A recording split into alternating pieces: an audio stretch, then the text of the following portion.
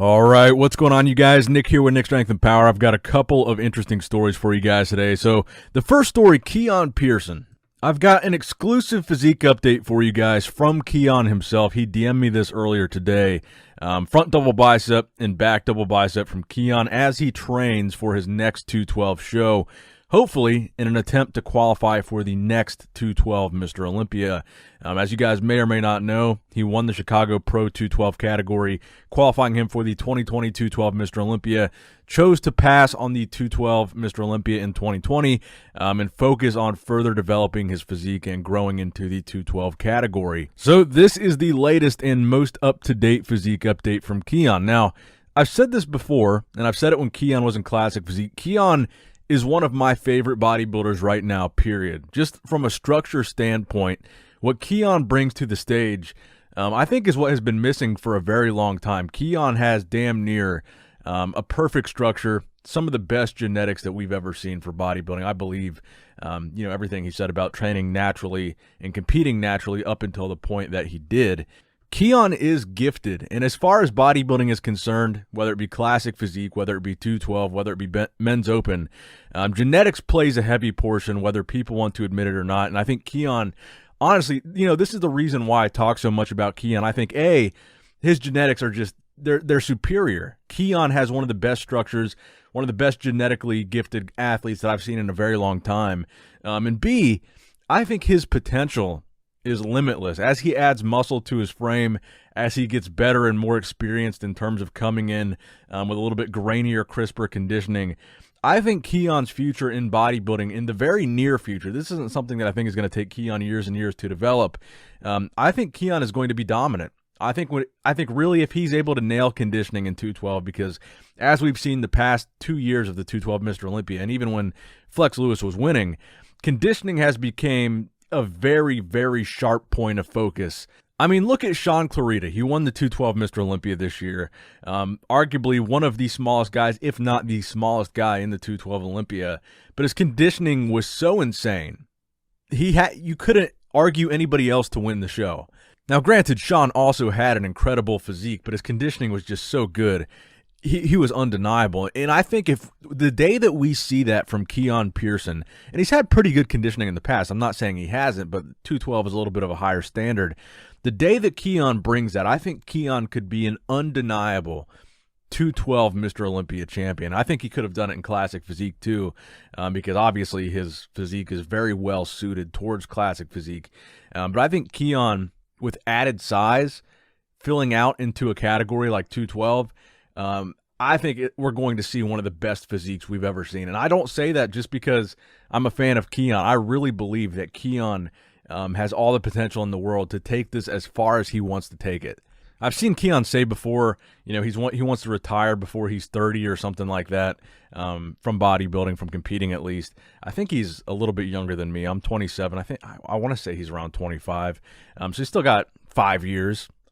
Keon, I see him winning the 212 Olympia within 5 years easily. Now, Keon also said in his message, I believe his exact words were, "No show in mind, I'm just growing until the end of the year." So, no show confirmed for Keon. So who knows if he's even going to compete in 2021, which honestly, I'm fine with as long as he is spending that time wisely and really improving his physique. If the next time that we see Keon on stage, we see the best version of Keon ever, then by all means, take as much time as you need to develop that. But honestly, of all the bodybuilders that we see get hyped up, get talked about, get social media famous, Keon is the one that I really think deserves that hype. From a genetic standpoint, like I said, one of the best structures that we have seen in an extremely long time. And I don't say that lightly, and I really want to make that clear.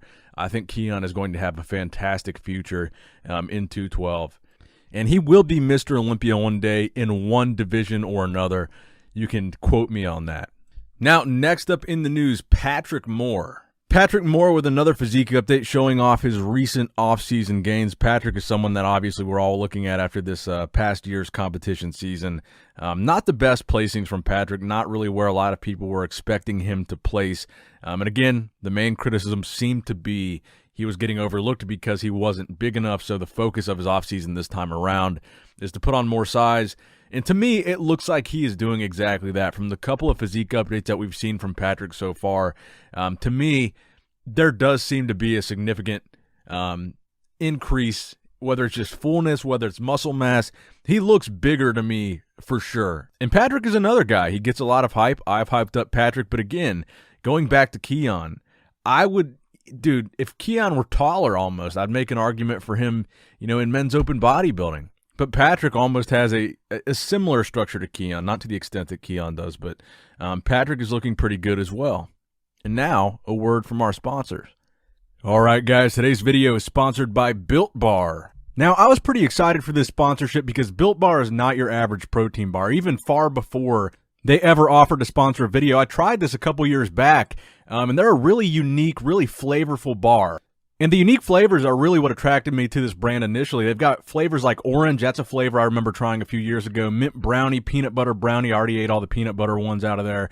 Banana nut bread really surprised me. That was pretty good. Caramel brownie, carrot cake, cherry barcia, coconut almond, coconut cookies and cream, double chocolate, raspberry, salted caramel, toffee, almond, and more flavors. And I'm not just saying this because they're sponsoring the video. Even the fruity flavors mixed with chocolate that you might not expect to be good really impress me. And every one of these flavored bars is under 200 calories, and most of them are in the 17 to 20 grams of protein range. So if you want to try one of the 18 flavors of Built Bar, click the link below. And if you want to help support the channel, click the link below because these sponsorships help out a great deal. So give Built Bar a try. You won't regret it. Now, next up in the news, if you guys saw this recent episode of the Joe Rogan Experience, in this one, he interviewed Michael Malice. This was episode 1608.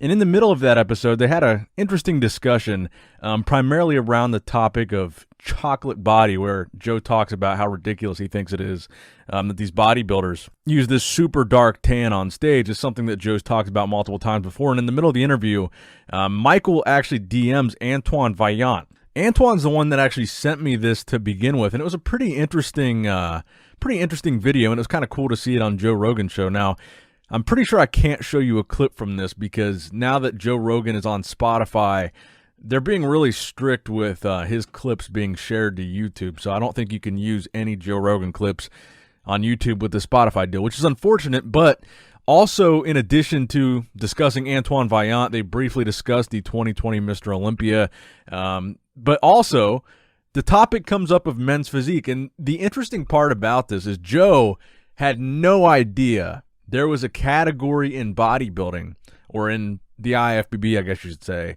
where they didn't show their legs. And Joe thought it was the funniest thing ever that there was a division for guys in board shorts that did not show their legs. It was kind of interesting to see just a layman, kind of normal person, outsider perspective. Joe's like, what's the point? Why would you even have a division if you're not going to show your legs? Bodybuilding is bodybuilding. Why have a board shorts division? I thought it was kind of an interesting perspective and an interesting take on Joe's part. So I will give you guys Joe's direct quote here. So Michael Malice is talking. He says, they don't show the quads because they're in board shorts. And Joe says, what? Wait a minute. This is nonsense. Wait a minute. They don't show their effing quads. They wear board shorts. Rogan responded, perplexed. This is real? What's going on? Why are they wearing board shorts? What the F is this? That is so strange. The stage outfit is board shorts. It's hilarious. So it was kind of cool because honestly, I thought Joe had a little bit of knowledge because he's interviewed Ronnie Coleman. He's interviewed Dorian Yates. So I thought he might be a little bit familiar with the IFBB, but I thought it was kind of hilarious that he had no idea men's physique even existed, even having interviewed these past Mr. Olympia champions in bodybuilding. But also, if you want to weigh in on the chocolate body discussion, I'm not going to touch it, but kind of an interesting discussion that was also a part of this podcast, but you guys can weigh in on that as well in the comment section below if you guys want. Now, the final story that I have for you guys today, I want to get your guys' opinion on this. A lot of people are posting this. This was posted by Who is the Best BB on Instagram. Some more speculation as to whether or not Good Vito photoshops his pictures on Instagram. This is a side-by-side comparison, supposedly, of the edited picture, which was posted by Good Vito, and supposedly the real picture, evidently showing some pretty clear alterations to the photo on the left-hand side. So this one has been kind of a controversial topic, but I want to know what you guys think in the comment section below. Have a look at this side-by-side comparison. Have a look at Good Vito's Instagram. Have a look at some videos of how he actually looked on stage. And let me know what you guys think in the comment section below. Is part of the hype behind Good Vito potentially due to the fact that he might possibly be photoshopping some of his pictures, or maybe a lot of them? Personally, I think this side-by-side is pretty condemning.